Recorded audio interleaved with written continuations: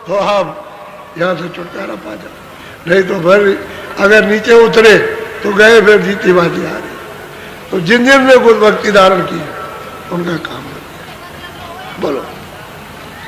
गुरु लगे जिसे अति प्यारे, जिन कुल कुटुंब सब उतारे। भाई जिनको गुरु महापुरुष प्यारे लगते हैं, जिन पर विश्वास हो जाता है, जो लेने के, तो अपना तो काम पहले कर लो। ये सब कुटुंब परिवार, फिर आपके अंदर में वो क्षमता हो, शक्ति यानी प्राप्त हो जाती है। जिसको जाओ उसको पार कर दो। जब औरों को पार करते हो तो अपने कुटुंब को तो पार कर ही सकते हो। जब और जीवों को ले जाओ तो कुटुंब तो जाएगा ही। तो तीन कुटुंब, कुल कुटुंब सब तारे, सबको निकाल ले जाते हो, कहीं भी हो, 84 में हो, नरकों में, कहीं भी वहां से निकाल के ले आओ। और साधकों ने, प्रेमियों ने जब पहुंच गए तो निकाल लिया, दया हो गई। तो कुल कुटुंब के ऊपर तो दया हो ही जाती, कृपा हो जाती। जब गैर कुल कुटुंब के लोगों को किनारे लगा देते हैं, पार कर देते हैं, जगा करके सब कुछ माफ करके, तो उनको भी माफ कर देते। और जब पार नहीं होगे तो कुल कुटुंब को डुबा दो, खुद भी डूब गए, उनको ऐसे। मतलब यह है कि बच्चे और बच्चों को पैदा करने से क्या लाभ है? कहते बांध रहो।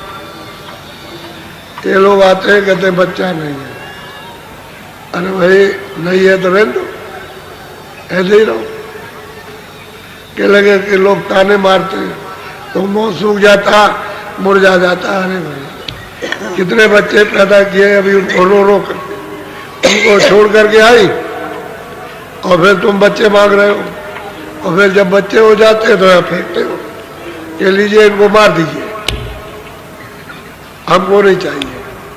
फिर उनको फेंका बागी करते और फिर कहते बच्चे, अरे तुम्हारे कितने जन्मों में बच्चे ही तो मिलते रहे और तुम बच्चे बनते रहे, और तुमसे उन्होंने प्यार किया, तुमने किया, और न उनका भला हुआ न तुम्हारा भला हुआ। और फिर वही मांगते, कूड़ा कचड़ा मांगते हैं, कूड़ा कचड़ा।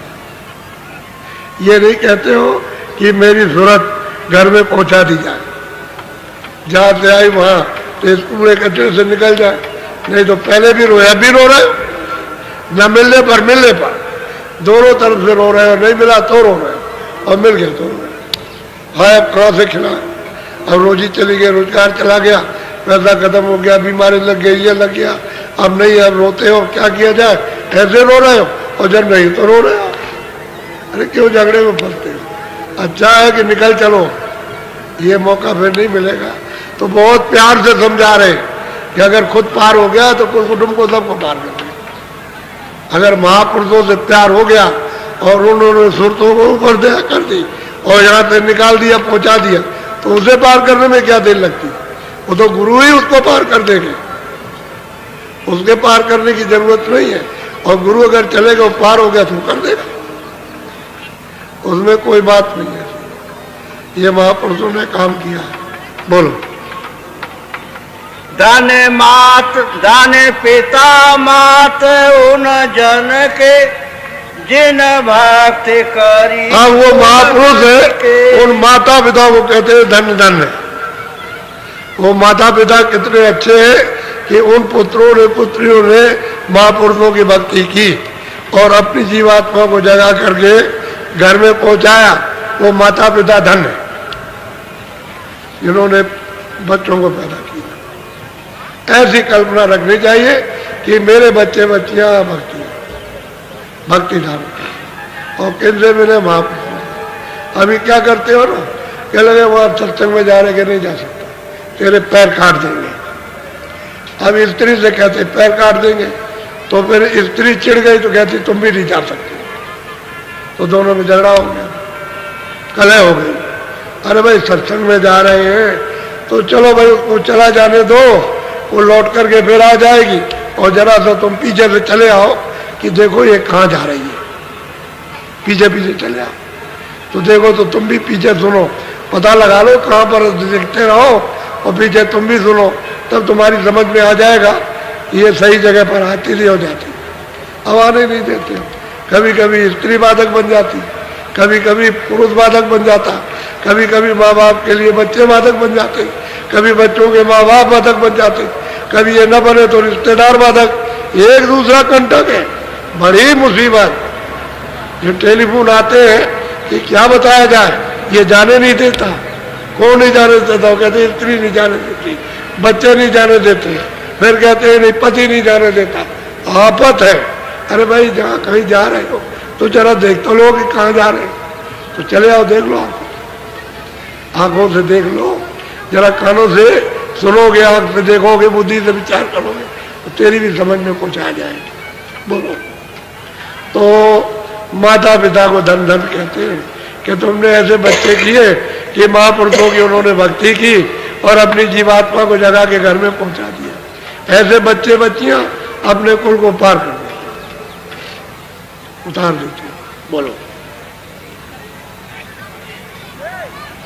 जिन सही मलामत जग की तिन मिली रास। सही और सच्ची बात तो यह है कि जो बच्चे और बच्चियां जगत की बुराई को, यानी मतलब इस निंदा को जो सहन करते हैं, बर्दाश्त कर लेते हैं, वो पार जाते हैं, क्योंकि उनके शब्दों को पकड़ते ही नहीं।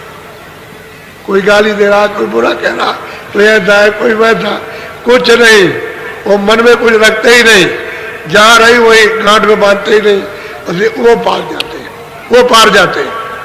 और जिन्होंने गांठ में बांध लिया रोते रहते हैं, वो क्या कह रहा, वो ये कह रहा, वो ये कहता, वो ये कहता, वो ये कहता, भाई इसी में फंसे रहे। और जिसके कुछ नहीं बांधा वही छोड़ दिया, चले आए। तो इस मलामत को, इस बुराई को, इस निंदा को प्रेमी लोग बर्दाश्त कर लेते हैं और वो ऐसे हसरत करते। कुछ नहीं है, पागल है, पागल है, मूर्ख है, गंवार है।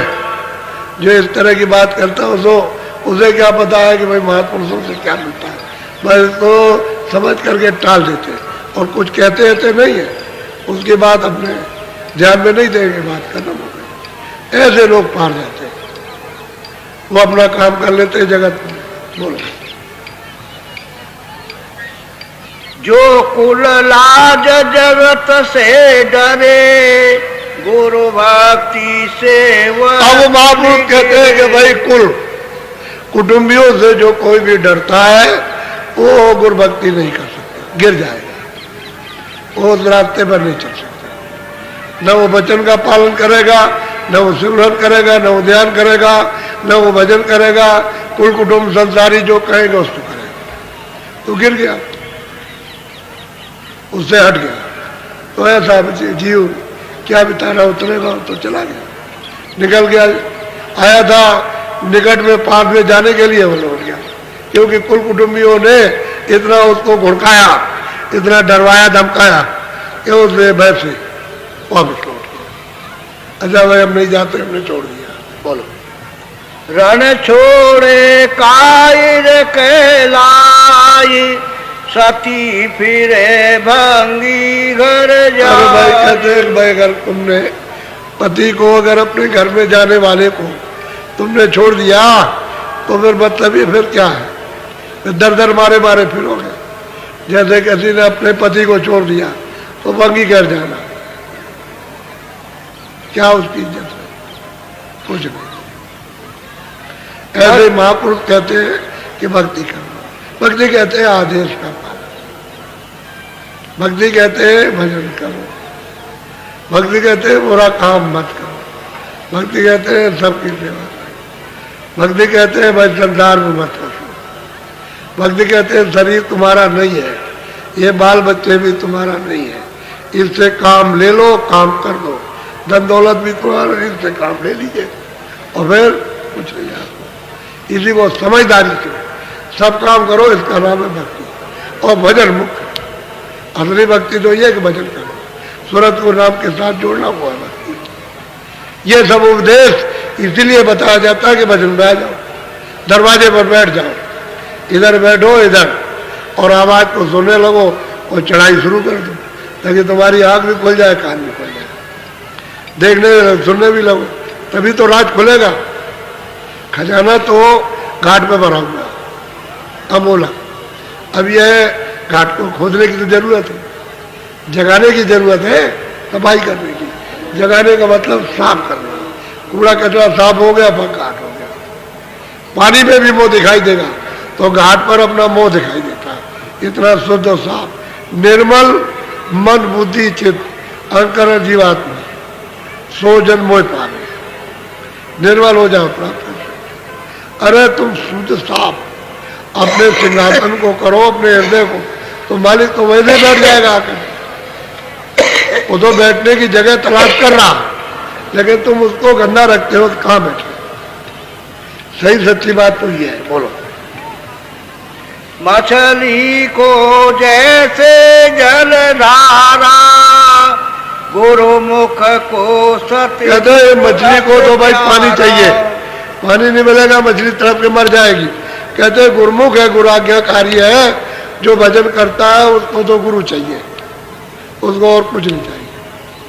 और वो किसी को जानता भी नहीं, वो तो गुरु शब्द को जानता है, उसकी वो भक्ति करता है।